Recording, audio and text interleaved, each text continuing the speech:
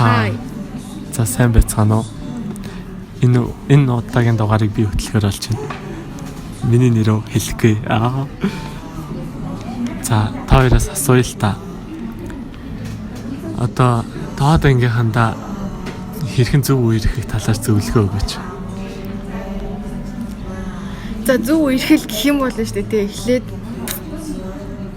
айгу зөв үерхэх. Би үерхэж үзсэн юм шүү дээ. Би үерхэх юм.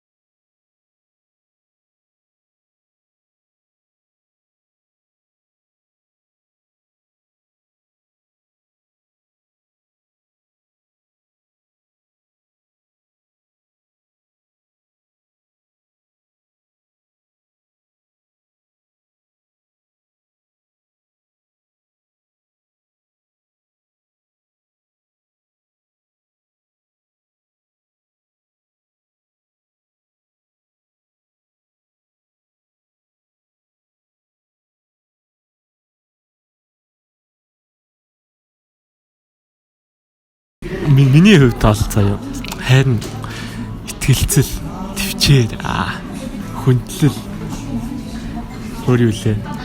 Халамж. Тэр тэднээс дээр тогтдог байгаа. Итгэлцэл нь болохоор ч одоо нөгөө хүндээ хэрсэн итгэхийн хайраар өөрийгөө бас баг зовоож өөрийгөө бас цэгнэж нөгөө хүндээ бас итгэх боломж өгөх хэрэгтэй аахгүй юу? Ойлгож байна уу? Тэгвэл яаж би биэнд итгэлцэл тийм хэцүүтэй.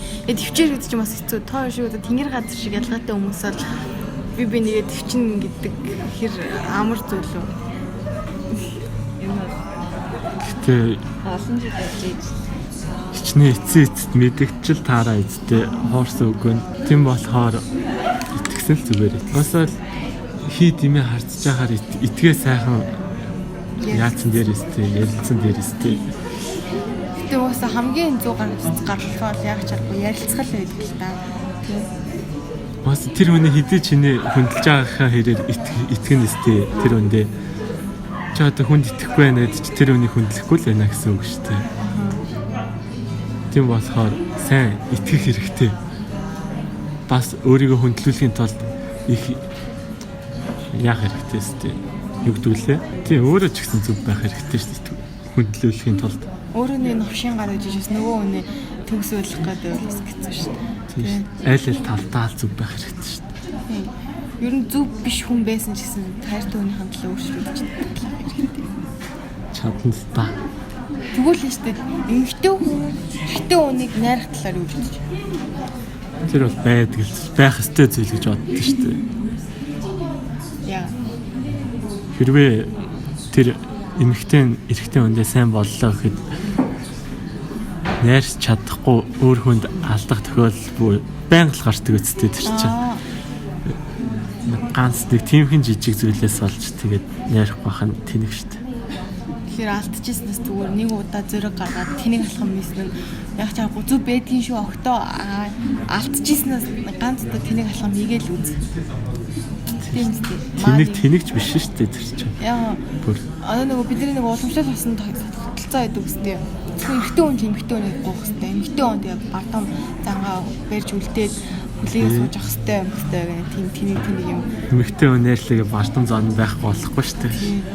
Тэглийг өчир зүгөө очоод наалтад үнсэд үлдээд гэсэн үг шүү дээ. Зүгээр л сэтгэлээ илчлээд гоё үгээр тэр хүнийг уураа чаддаг байх хэрэгтэй юм болов уу? Гэтэ ер нь ихтэй хүнд халамжлах хамгийн хэрэгтэй шүү дээ. Тийм шүү дээ. Ихтэй хүн ихэрсээ халамжиж чаддаг л тэр хүн тэр ихтэй нэг юм болгоно. Ямар амар логиктэй юм чи. Гэтэ энэ хүмүүс чинь цаанаас хичмхий замтай шүү дээ. Тийм болохоор хичмхий замаас олж ихтэн ярьж чаддгүй. Энаалыг нэг бол би нэгнэ. Гэтэ банк гэсэн үг шүү дээ. Ядчил эхлээд зэрэг гаргаад ярина гэсэн үг.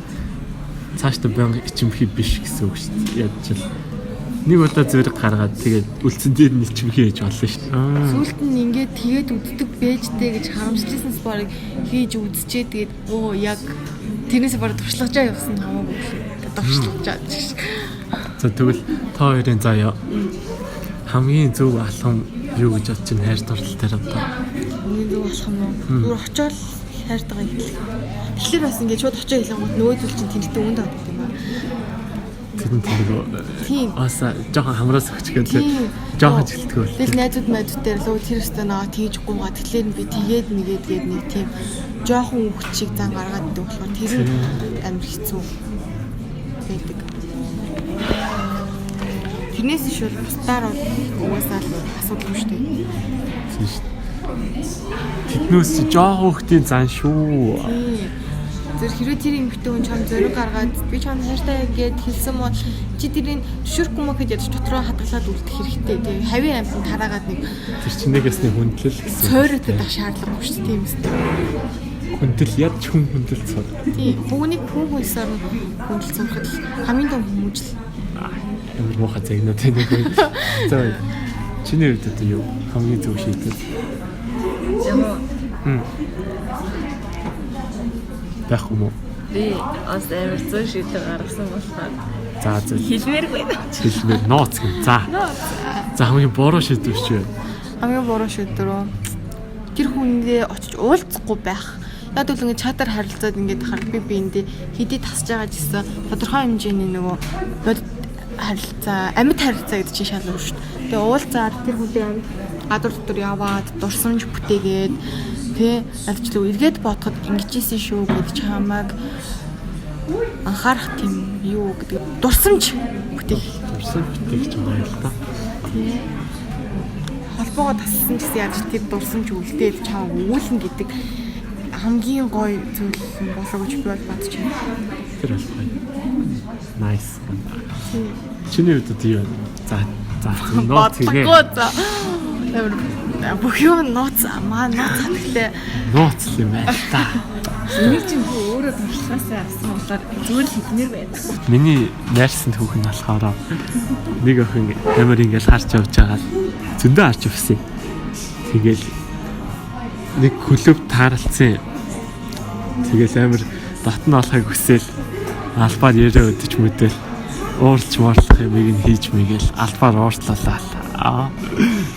Тэгж байгаа л уурлал явсных нь маргааш ойрын захиа бичээлээ. Захиа бичээлдээ маргааш нь уушлахгүйгээл өгөөл явуулсан шүү дээ. Тэгэл тэр маргаашнаас нойш тэгэл чиний би юу крашаа найрахта хамгийн эхлээд бол hi crush гэж чад явуулчихсан. Тэгээ шууд би crush гэдгээ crush байгаагаа илэрхийлсэн. Тэгээд надрууч нэг амар үгүй мөгөө чижижээгөө тэгээд тим чижижээгөө нэлээд удаан чадлаад чадлынхаа эцэст уулздгал юм бэнлээ уугна. Тэгээд уулзаад хамгийн гол нь хийж байгаа халхам нь зөв байх зэрэгтэй. Тэгэхгүй болохоор тэр нэг халхам игээл эмхтөний бардам зангаа гаргаал яхан бол нөгөө хүн чинь жоохон тэгэн штэ. Зөв банталтанд орно өөрөө хаа гэчээд тэгээд нөөц чи үнд ороод ангууд тэртээ хүн чинь тэгээд заа зэгээ хайдаг байхгүй. Тийм учраас үнд орохгүй байх хэрэгтэй тий. Одоо чиний хувьд чи яаж найрсан бэ? За би бол өмнө нь бэнттэй ч гэж зөв хүндтэй үерхийг ч гэж боддгоо. Хүн найраач гэж боддгоо.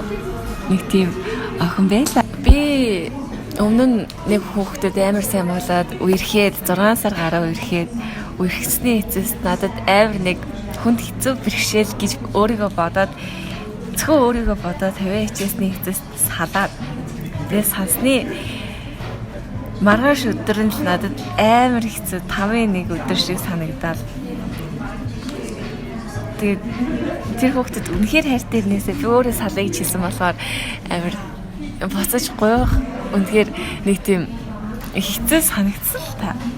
Тэгээд байж дахиад 6 сарын дараа хичээл ордог өдөр тэр хүүхдийг дахиад нэг харлаа. Тэгсэн чинь яалч чаргагүй миний сэтгэл хөдлөөд за үнэхээр хайртай байсан юм да гэж бодоод. Тэгэл ямар бол гойж чадахгүй, зарих хөрөхгүй Ямар л бийжсэн чинь миний нэг таньдаг ихч зүгээр л эмэгтэн зэрэгтэй тусмаа хүчтэй гээд тэгээд үнэхээр тэр хүнийг алдахыг хүсээгүй болохоор би тэр харсан өдрөө шууд хай гэж чатчихжсэн чинь надраа буцаад амар уурлах юм болоо гэж бодсон чинь надад амар нааштай хандаад тэгэхээр би надад уулзах цаг зав гаргаач гэдгсэн чинь тэйлгээд за тэгээ уулзсан чинь үнэхээр би биднийгээ ойлгосны үндсэн дээр буцаж нийлсэн байдаг юм аа. Тийм болохоор эмэгтэн заавал эрэгтэй хүнийг найрах ёсгүй гэсэн тэр хүнд ойлголтыг авч хаяад үнэхээр чамд тэр хүн таалагдчихлээвэл зөрөгтэй үйлдэл хийж аарэ гэж хэлмээр байна да. Баярлалаа. Энэ ч болохоор юу аахгүй хамгийн гол нь эмэгтэй хүн бартамзангаа нэг удаа орхиж үзвэл их зүгээр юм билээ. Ер нь бол доод ангийнхаа дүүнэрт уяхаа найзуудад хандаж хэлсэн ч гэсэн яг багасаа ингэж үргэлжсээр нагаад гэрэлцсэн хүмүүс байдаг шүү дээ. Тийм болохоор тэр хүн чиний заяаны ханьяхыг хэлж өгөөсөхгүй. Тийм ч тийм ч нэг удаа бартамзангаа хойш нь тавиад нэг үндэ хайртай гэдгийг илэрхийлээд гоё болцоонд яв кино үз. Тийм дурсамжийг дурсамж гэдэг зүйл та хоёр харьцахыг болсны дараа ч гэсэн үлддэг зүйл хэдий эргээд болгоод салсан гэдэг зүйл мухаж гэсэн хүн гэдэг амьтанд маш тийм нандин утсын хөндөж чадах зүйл байдаг юм амар логиктэй юм яриад байна. За чи эрэгтэй хүнээ юуг нь төрүүлж хартай анхаарал уулзаал танилцаал ингээл боломж өгч штэ тий. Тэр үед эрэгтэй ямар байгаасаа гэж хүсэж байна. Намайг ойлгоосай л гэж хүсдэг. Энийг л ганц хүсдэг. Өөр юу ч хүсдэг үү? Гаднах төрхөөс нь үү? Гаднах төрхөнд нь дурлдаггүй болохоор татаад сэтгэл юм нөө. За тэгвэл чи эмэгтэй хүнтэй хамт анх уулзсан шүү дээ. Тэгэл эмэгтэй хүнийг юуг нь төрүүлж харах юм? Хувцлалтыг нь хамгийн төрүүлж чадна. Өөртөө тохирсон хувц өмссөн байх нь хамгийн гоё. Амар гоё мэдрэмжтэй гэснийг нь илтгэл. Тэнгүүтээ нүр бодлыг дараа нь харна. Хичнээн церемонтой биш ч вэ. Нүрэ бодгүй эмэгтэй хүн чинь амар өөртөө итгэлтэй гэснийг илэрхийлдэг. Миний хувьд л. Тэр хоёрыг нь хамгийн түрүүнд хардаг та. Энд айгүй гоё юм гарч ирж байна л да. Нүрэ боддгоо эмэгтэй хүн өөртөө хамгийн итгэлтэй гэдэг ойлголтыг гаргаж ирж байна. Тэгэхээр энэ бас нүрэ боддог эмэгтэйд дургу гэсэн үг юм уу? Гүйл тэ. Тэр эмэгтэй хүнийг зүгээр л нүрэ бодох яг дуртай дурн нүрэ яас бодсон байж болно л доо. Гэтэл миний хувьд лав тэгжлээ ойлгох. Нүрэ бодсон ч гэсэн ер нь нэг өөртөө тохируулаад айгүй хөөрхөн бодолт хийцэн байх хэрэгтэй байна. Үгүй бол буцаагаад нүрэ огт боддгоо байвал их зүгээр юм байна те. За. Юу хувцлалт гэж юм. Хувцлалтын дээр илүү бүр тийм нэг амар галзуу хам биеийнхаа хэсгүүдийг гаргасан байх юм уу? Аль зөв өөртөө тохируулсан байх юм уу? Эсвэл тэр үеийнхаа стил загварыг модыг хөөсөн байх юм уу? Мод хөөсөн чинь гоё харагддаг штэ. Өөртөө тохирсон гоё харагддаг байхад л тэр нь стил болоо гараад ирдэ штэ. Одоо угаасаа сар болгон стилүүд өөрчлөгдөж штэ. Хүмүүс өөртөө зохиох хувцаа стил болгож гаргаж чадж байгаа байхгүй. Тийм болохоор өөртөө зохиж байгаа л хувцас нь гоё харагддаг.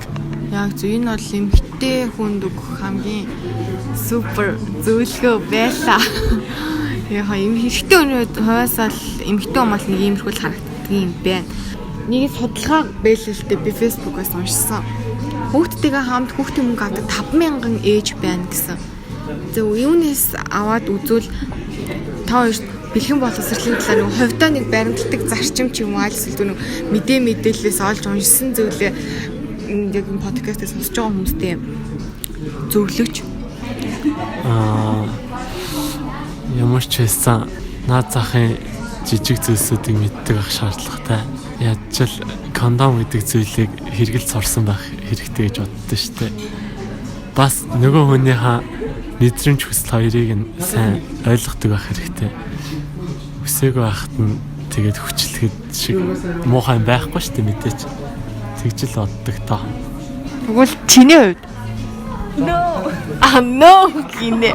Бихгүй гинэ. За. Мэдгүй юм байна. Юусэн мэдгүй ч гэж яах вэ? Би зүгээр энэ талаар сайн мэдгүй ч гэсэн интернетээс олж уншсан зүйлүүд гэх юм бол нөгөө биологийн номдэр гардаг зүйлүүдээ л одоо мэдх юм байна да. Биологийнхаа номыг унш том хүмүүсээс асуул гэж зөвлөе дөө. Гор маань өргөө хоёрын хажууд идэг интер номын 2 давхар 44-50 кафегаас үргэлжилж байна.